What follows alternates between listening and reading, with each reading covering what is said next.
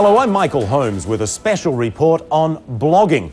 Well, how many people have even heard of blogging or blogs or the blogosphere?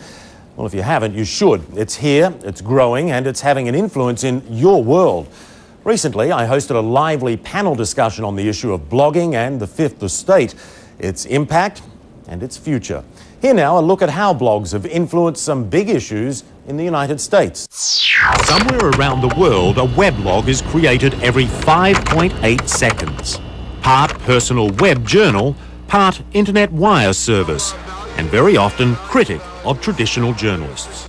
At their best, bloggers are, truth tellers, fact checkers, the peanut gallery throwing spitballs at the until recently fairly unaccountable poobahs of the mainstream media. Take last year's US political conventions. When the media concluded there was no real news there, it was the sometimes unusual perspectives of the bloggers that made them the big story. We can't get much blogging done because all the journalists want to talk to us and ask us what kind of blogging we're doing.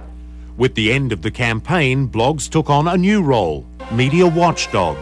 Their first target, broadcast news icon Dan Rather. For avoiding Vietnam. When Rather's 60 Minutes story alleged that George W. Bush received special favors during his Air National Guard service, it wasn't traditional media sources that challenged the story, but an internet post by an anonymous source named Buckhead.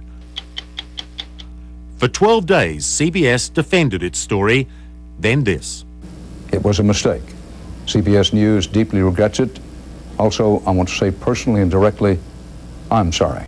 It wasn't long before bloggers took on one of their own.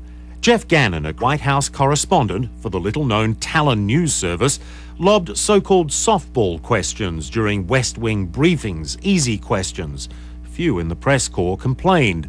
But then, in early 2005, Gannon was called on by President Bush during a live televised news conference. The U.S. economy, Harry Reid was talking about soup lines, and Hillary Clinton was talking about the economy being on the verge of collapse. Well, how are you going to work with people who seem to have divorced themselves from reality?